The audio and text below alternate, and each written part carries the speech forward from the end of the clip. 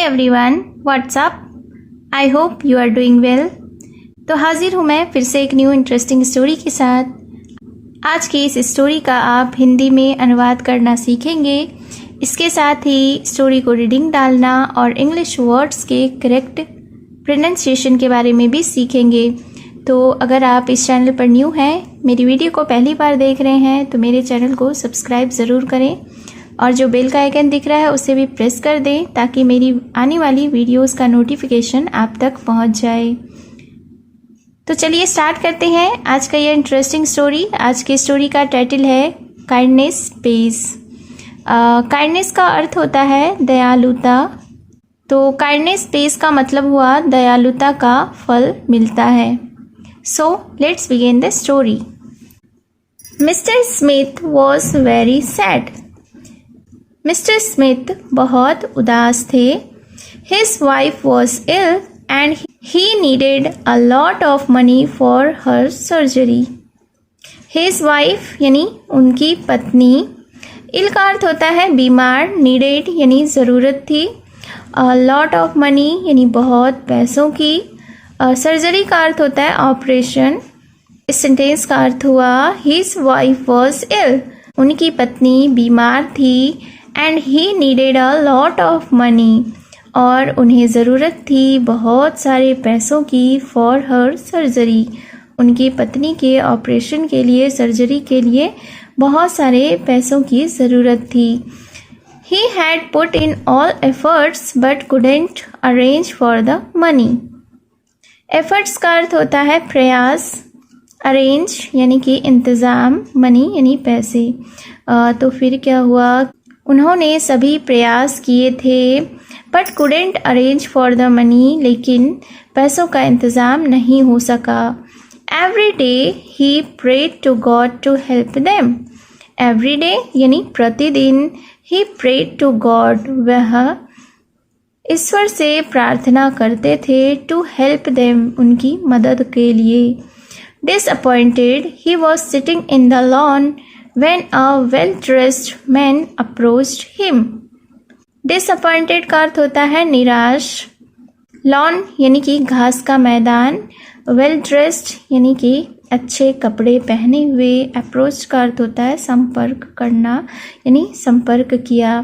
तो उसके बाद क्या होता है कि disappointed यानी निराश, he was sitting in the lawn, वह घास के मैदान में बैठे थे। When a well-dressed man approached him, तभी एक बहुत ही अच्छे कपड़े पहने हुए व्यक्ति ने उनसे संपर्क किया। He said, Mr. Smith, I have come to thank you for having faith in me.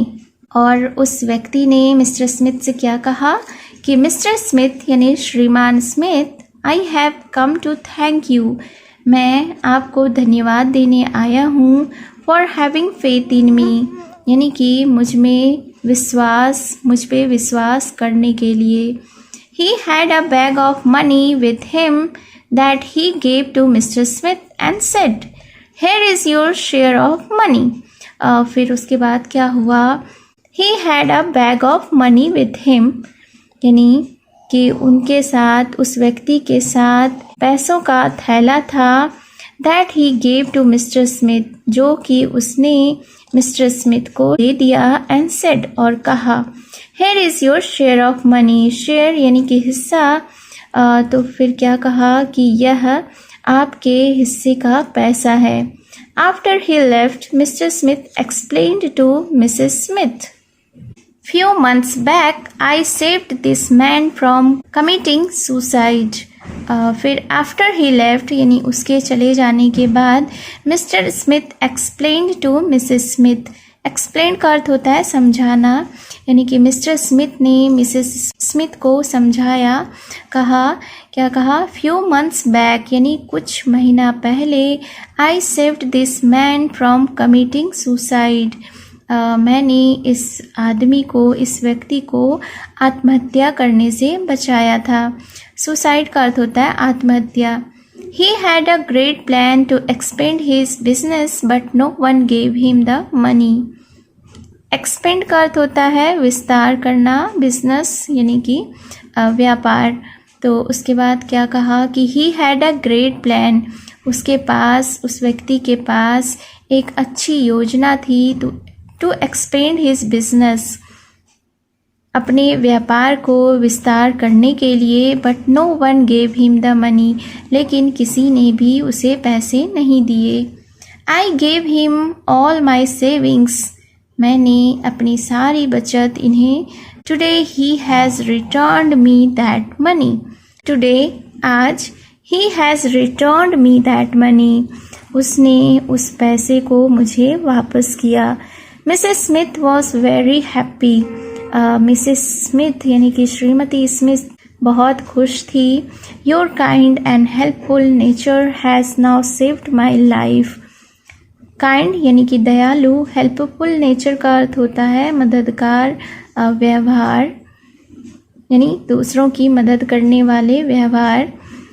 तो फिर क्या कहा कि your kind and helpful nature, आपकी दया और मदद करने का जो व्यवहार है, has now saved my life, आज मेरी ज़िंदगी को बचाया।